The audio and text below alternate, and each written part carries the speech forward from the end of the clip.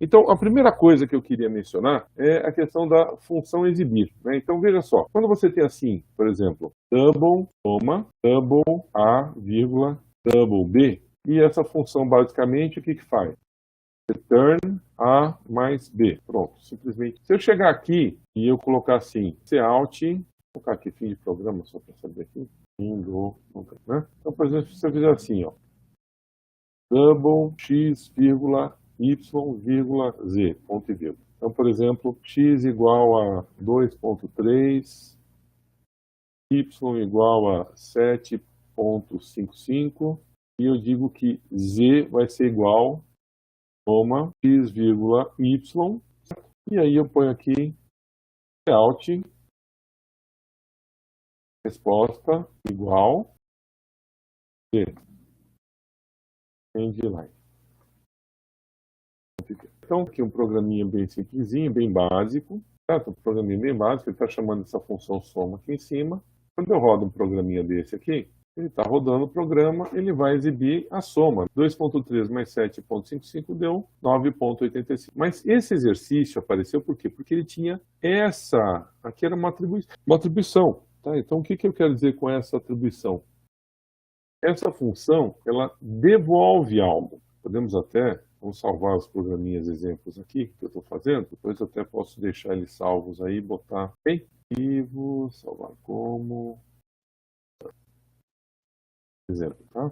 Então esse é o primeiro exemplo. Então aqui o que eu tinha? Eu tinha uma função, eu vou deixar até bom que ele está aqui, que depois eu posso comparar. Então eu tinha uma função, essa função, então só ficou mais fácil de enxergar. Então o que eu estou fazendo? Essa função tem retorno. Agora presta atenção que eu vou fazer uma função diferente aqui. Que função que eu vou fazer agora? Agora, em vez de ter a função desse jeito que nós tínhamos aqui, eu vou colocar agora aqui, ó, vai ser tipo void, ou seja, não devolve. E eu vou fazer aqui um exhib. Exhib, eu vou simplesmente colocar aqui assim, int n, e eu vou fazer a seguinte brincadeira aqui. For int i igual a 1, ponto e vírgula, i menor igual a n, ponto e vírgula, i mais 1. Professor, por que o int dentro do for? Eu poderia fazer o seguinte, ó, poderia declarar a variável i aqui em cima, int i, e aí eu simplesmente... Melhorou? Ficou mais contente assim? Ah, sim, então você declarou dentro do... Isso, exatamente. Eu poderia declarar dentro. Então, isso que eu fiz aqui, eu vou deixar comentado aqui, para não fazer isso, eu posso chegar aqui e botar assim, ó. Declara a variável i dentro da expressão e eu já estou atribuindo o valor a ela. Ah, Okay? entendeu. Ok. Ok? E aqui a única coisa que esse cara vai fazer vai ser assim, ó, cout, e vai exibir o i. Endline.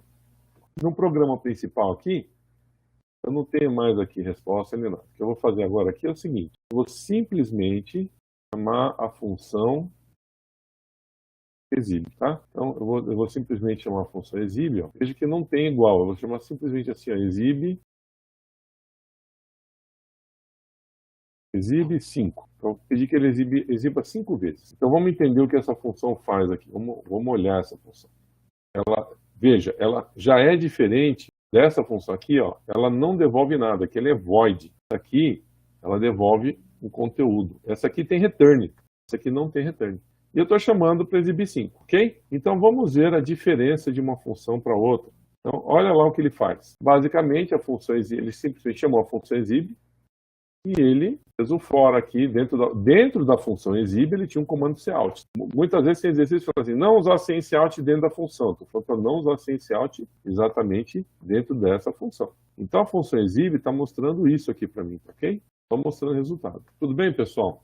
Esse cara aqui devolve informação, por isso que ele tem return. Esse aqui não tem return, por isso é void. Ficou claro para todo mundo? Eu vou agora fazer o seguinte, não sei se vocês se lembram, em algum momento... eu tinha ali, então vamos fazer o seguinte, vamos salvar esse gabarito aqui também, essa soluçãozinha aqui, para a gente colocar nas nossas notas de aula. Então, temos o segundo exemplo, que é esse que eu fiz aí, tá? Vamos salvando esse cara, no final eu deixo ele salvo lá para vocês. Muito bem, então agora presta atenção. Aqui tem exhib 5 posições, certo?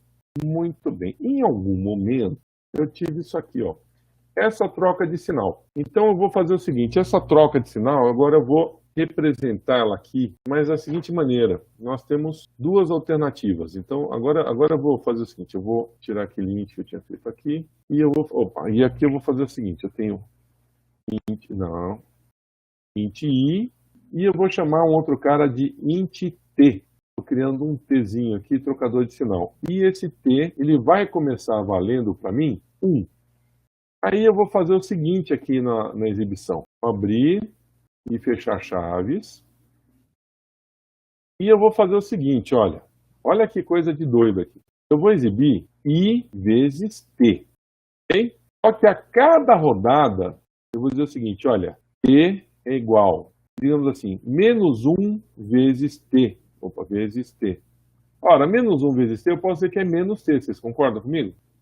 Tá bom? Legal? Alguém tem alguma dúvida quanto a isso, galera? Beleza? Então eu posso agora rodar, certo? Acho que eu vou fazer a explicação desse slide aqui, ó, da troca de sinal, tá? Da troca de sinal. Então, olha o que eu estou fazendo. A primeira solução é eu criar uma variável t valendo 1. O que acontece se eu faço ele t igual a menos t? Ele vai virar menos 1. E depois se eu fizer t igual a menos t, menos 1, vai ficar mais 1. E assim sucessivamente. Olha só como vai ficar o programa me pedindo para rodar 5 vezes. Então essa funçãozinha aqui. Olha o que ele exibiu.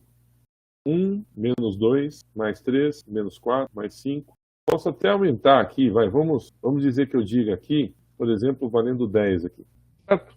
Então, quando eu faço isso, vou mandar rodar.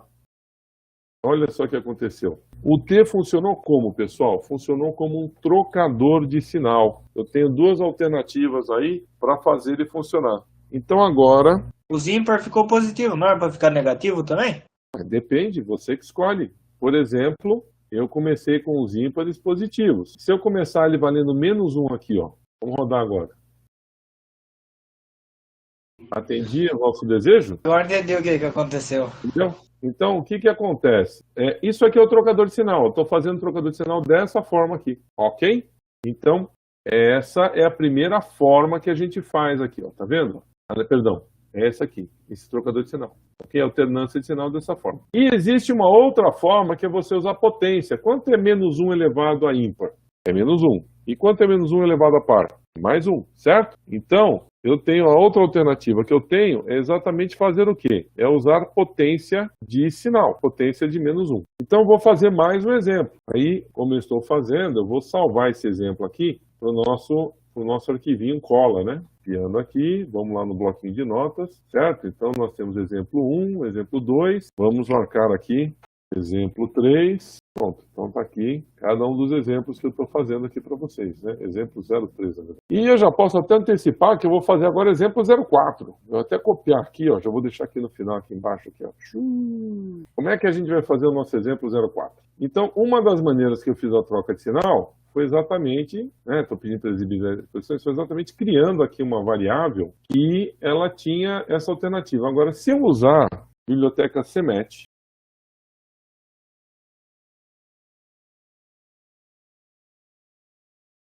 em vez de eu criar a variável t, como eu fiz aqui, ó, poderia fazer assim, ó. O que vocês acham? Será que funciona desse jeito? Ó? Ou menos 1 elevado a i. O que está acontecendo? Quando o i for ímpar, ele vai ser negativo. Quando o i for par, ele vai ser positivo. E essa linha de trocador de sinal aqui embaixo, goodbye. Podemos tirar. Aliás, podemos tirar, inclusive, essa chave daqui e podemos também tirar essa chave daqui. Certo? Então agora, uma outra forma de fazer a troca de sinal é com potência. Vou usar novamente o exibe, certo? Será que vai funcionar? Vamos ver aqui. Rodar. Olha aí. Menos 1. Tá. Então, quando é ímpar, sai negativo. Quando é par, sai positivo. Ah, que legal. Ah, professor, mas se eu quisesse que fosse o contrário? Basta eu fazer isso aqui, ó. Mais 1. Entenderam a brincadeira? Eis aí o mecanismo de troca de sinal. Nesse caso, você controla se vai querer no ímpar e no par, dependendo aqui, acrescentando ou não mais 1.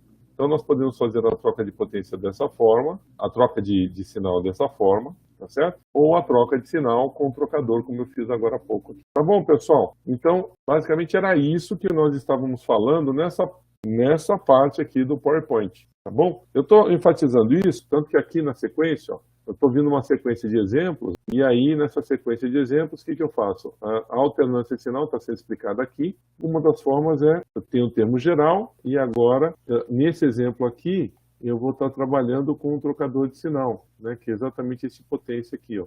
Exatamente dessa forma. E outra maneira é com um trocador de sinal variável, troca de sinal aqui, tá bom? Então é isso que está sendo dito nesses dois slides aqui. Bom, pessoal?